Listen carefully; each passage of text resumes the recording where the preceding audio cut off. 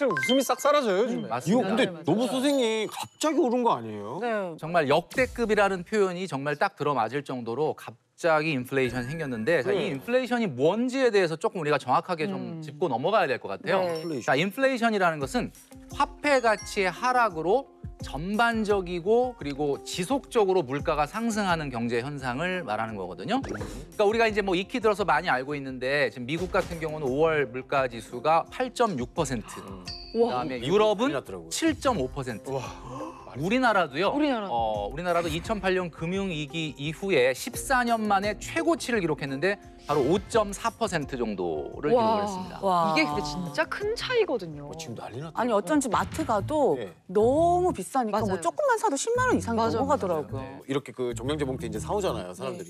그거 하면 진짜 몇 개 없어요. 맞아요. 이렇게 미친 듯이 정말 물가가 오르는 게 아무래도 이제 국제적인 일이다 보니까 이게 러시아와 우크라이나 간 전쟁의 영향이 있지 않을까 네, 이렇게들 많이 맞습니다. 얘기하시더라고요. 우리가 이제 그 지금의 인플레이션 현상을 한 3가지 정도로 볼 수 있는데 우리가 좀 전에 상진 씨가 얘기하셨던 우크라이나 전쟁. 이 전쟁으로 인해서 이제 세계 어떤 공급망이 좀 붕괴가 되다 보니까 네. 에너지 이 가격 그리고 또 원자재 가격이 폭등을 하고 네. 이 폭등한 것이 결국 생산자 물가를 자극을 해서 결국 생산자 물가는 시차를 두고 소비자 물가를 자극할 수밖에 없습니다. 사실은 더 근본적인 이유라고 볼 수가 있는데 이것은 2008년 이후에 오랫동안 전 세계의 주요 국가들이 거의 마이너스에 가까운 금리를 지속해 왔거든요. 미국 같은 경우는 10년 넘게 거의 0.25% 이하의 네. 금리. 그리고 우리나라도 2016년 이후부터 1%대 정말 말도 안 될 정도로 낮은 금리를 계속 유지하다 보니까 통화량이 폭발적으로 증가를 해서 지금 현재 부메랑 현상이다라고 볼 수가 있는 거죠. 거기에 이제 한 가지 더 덧붙인다면 미국이 이제 이 인플레이션을 좀 극복하기 위해서 지금 금리 인상을 굉장히 속도를 내고 있지 않습니까? 그렇더라고요. 그러니까 금리를 너무 빨리 올리니까 달러 가격이 너무 빨리 올라가는 거예요. 네. 달러 가치가 이렇게 상승하게 되면 저개발 국가, 그러니까 예를 들면 제조업이 좀 취약한 국가들 같은 경우는 달러로 생필품을 외국에서 사와야 되는데 네. 그렇죠. 달러 가격이 너무 비싸지니까 물가가 올라가게 되고 이런 저개발 국가들이 주로 보면 원자재를 많이 만들어내는 나라다 보니까 이런 나라의 물가가 올라가면 그것을 수입해서 우리가 또 수출을 해야 되는 우리나라 같은 경우에는 당연히 소비자 물가가 올라갈 수밖에 없는 이런 것들이 복합적으로 지금 작용을 네. 하고 있는 것 같습니다. 한두 가지가 아닙니다. 좋습니다, 선생님. 뭐 인플레이션이 뭔지, 물가 상승의 원인이 뭔지 잘 알려주셨지만은 뭐 이게 어떤 건지 확 와닿지가 않는데 조금만 더 뭐 좀 구체적으로. 쉽게 설명해 네. 주십시오. 제가 재성 씨한테 한번 물어볼게요. 네. 치킨 자주 드시죠? 아, 저는 일주일에 2번, 많으면 2번, 적으면 한 번씩 먹습니다. 그죠. 치킨을 2만 원 주고 사 먹었는데 네. 어느 날부터 2만 1,000원을 주고 사 먹어야 한다면 2만 1,000원이나 2만 2,000원까지도 저는 그냥 괜찮아요. 먹어요. 오케이. 맞아요. 그러니까 지금 현재 1,000원까지. 우리나라가 소비자 물가 지수가 5월 달에 5.4%, 네. 인플레이션 5% 시대가 현실화됐는데 이 5%라는 인플레이션이 우리한테 주는 영향은 치킨을 2만 원짜리를 2만 1,000원에 사 먹어야 된다. 이건 별 느낌이 없을 수 있어요. 네, 그런데 이렇게 한번 생각해 보면 어떨까요? 네. 매달 받는 월급이 300인데 네. 하루아침에 월급이 285만 원이 된다면 그건 좀 선 넘는 거죠. 그건 좀 약간 상도덕이죠. 그거는 그거는 약간 봐봐, 여러분 진짜 빈정상하는 거예요. 10만 원씩 매년 올려줘도 저희가 너무 작아요 하는 판국에 그렇죠. 뒤로 간다?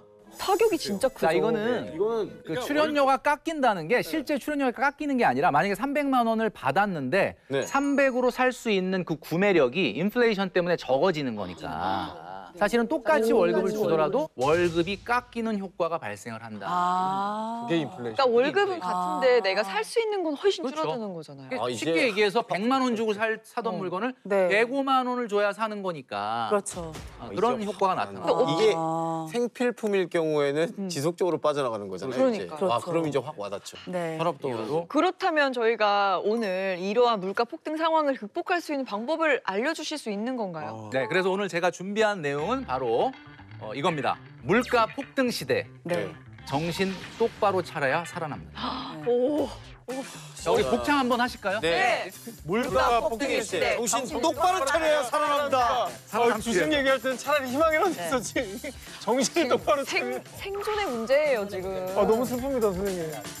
우리가 이렇게 외쳐야 될 만큼 지금 상황이 엄중한 맞아요. 거예요. 이제 네. 지금 좀 약간 심각한 거죠. 근데 어떤 방향으로 정신 차려야 돼요?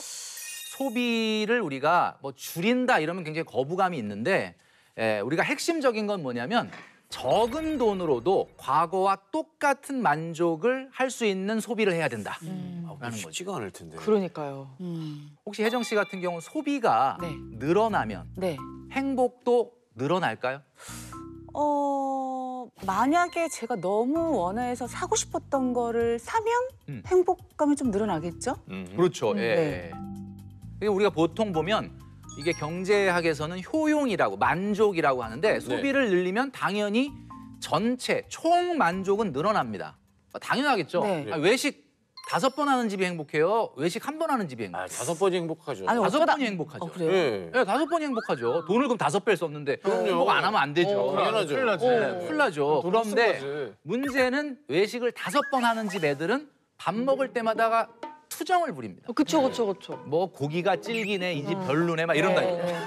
그렇죠, 그렇죠. 딱 한 달에 한 번만 한다. 어.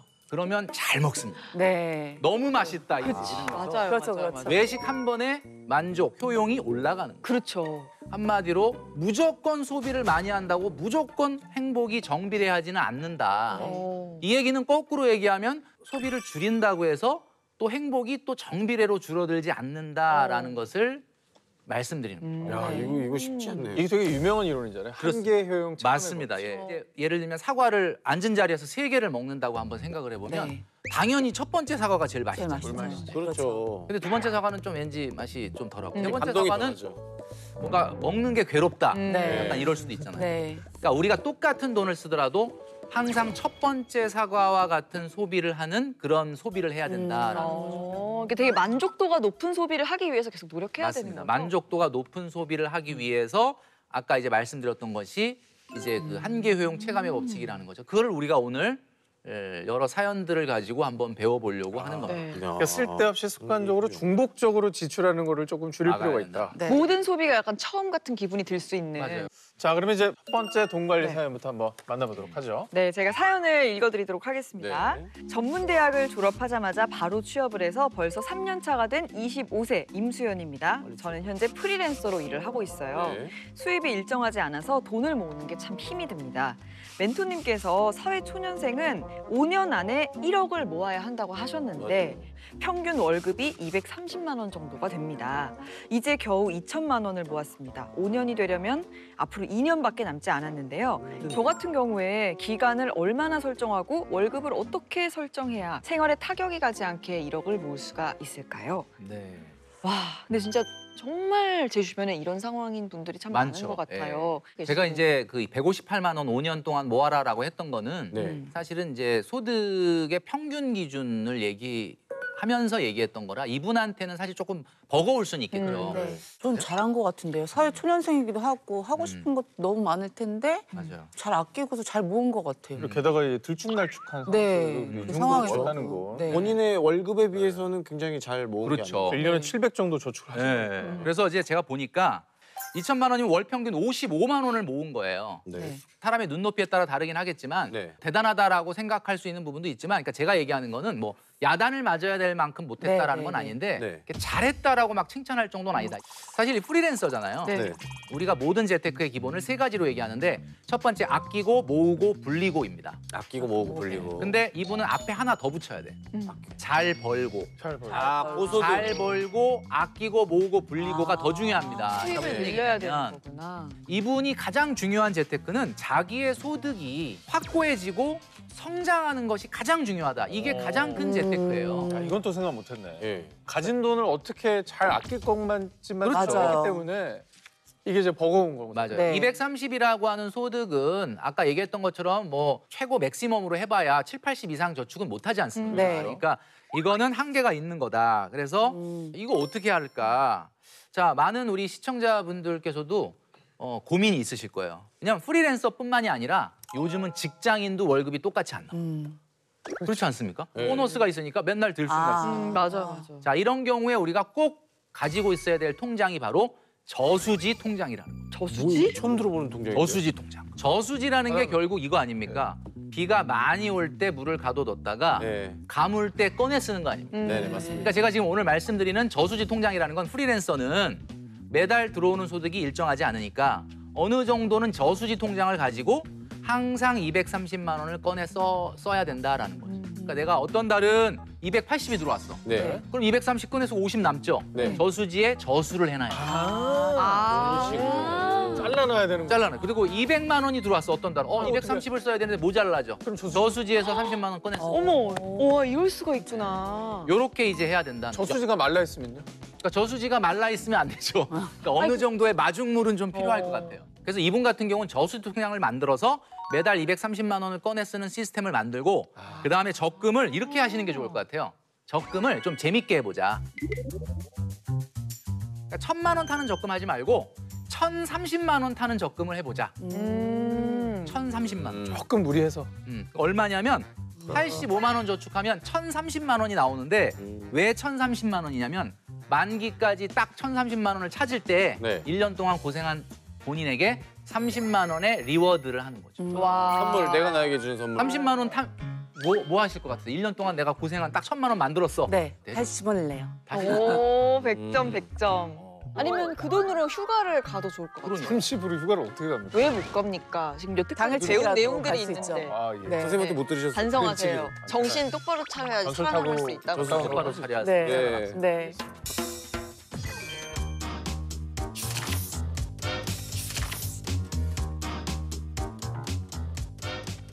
다음 사연 만나보겠습니다.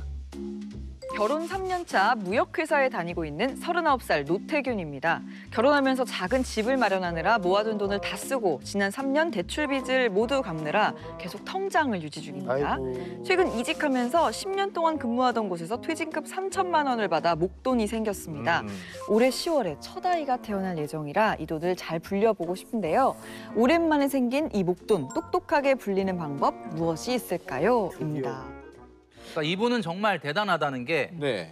벌써 결혼 3년 차인데 네. 대출을 다 갚으시고 내 집 마련을 성공하셨잖아요. 네. 혜정 씨가 보시기엔 이분 어떤 것 같습니까? 엄청 대단하시죠. 대단하죠. 대출해서 빚을 다 갚으셨잖아요. 그러니까. 다 자기 집도 생기셨고. 네. 맞아요. 자, 그런데 저는 이렇게 말씀드리고 싶어요. 이분이 굉장히 착각하고 있는 게 하나 있다. 왜? 왜요? 왜요? 자, 뭐냐면 대출을 너무 빨리 상환했다라는 거죠. 대출을 이렇게 빨리 상환하면 안 됩니다. 왜 빨리 상환하면 안 되죠? 자, 대한민국에서는 가장 안정적이고 인플레이션을 장기적으로 해지할 수 있는 자산이 주택입니다. 여러분 다 아시겠지만. 자, 이런 장기적인 우리가 흔히 얘기하는 그 레버리지 효과라고 하죠. 네. 인플레이션을 해지할 수 있는 자산인 주택에 너무 빨리 대출을 갚아버리게 되면 네. 문제가 발생할 수 있습니다. 뭐냐면 사실 지금 대출이 없다는 거는 대출을 좀 더 받았으면 더 좋은 집을 살 수 있었다는 얘기고 결국은 궁극적으로 그런 엄청난 미래 기회비용을 발로 차버린 꼴이 된다. 와, 근데 대출 받으면 또 이자도 내야 되고 그게 다 금리가 빚이잖아요. 맞아요. 많은 분들이 이제 빚을 싫어하고 무조건 대출은 나쁜 것이다 이렇게 얘기하시는데 대출도 크게 두 가지로 나뉠 수 있습니다. 일명 착한 대출과 나쁜 대출. 자, 착한 대출은 뭐냐? 그냥 쉽게 이렇게 생각하시면 될 것 같아요. 빌린 돈이 네. 나의 미래의 자산 증식에 도움이 되면은 착한 빚. 그러면 뭐 집 살 때 그렇죠. 가면 네. 제 돈이 되는 거죠. 네네. 주식도 빌려서 했는데 그게 막 오르면. 정말 오르면 그것은 좋은 대출이 되는 거예요. 근데 이제 했는데 막 말아 먹으면 이제 빚이 되는 거죠. 지금 나쁜 대출. 특히 대한민국에서 이 주택이라고 하는 것은 단기적으로는 몰라도 장기적으로는 가장 인플레이션에 강한 자산이기 때문에 좀 더 사실 나이가 이제 39세 신혼이라면 네. 대출을 조금 더 안고 좀 더 상위 입지에 사서 좀 더 대출을 오래 갚아라 라고 저는 말씀드리고 싶어요. 3천만 원 목돈을 어떻게 굴리면 좋을까라는 답도 주택이 이분이 목표가 완전히 끝난 게 아니기 때문에 주택을 더 올리는 쪽의 시드머니로 사용하는 것이 좋을 것 같다. 이렇게 말씀드릴 수 있을 것 같습니다. 오, 와, 좋은 꿀팁이다. 네. 네. 자, 현재 뭐 집도 있으시고 3천만 원의 여유 자금도 있는 상태신 거니까 천천히 좀 잘 생각해서 신중히 판단을 하셔서 네. 더 좋은 방향으로 관리를 잘하면 네. 참 좋을 것 같습니다. 네.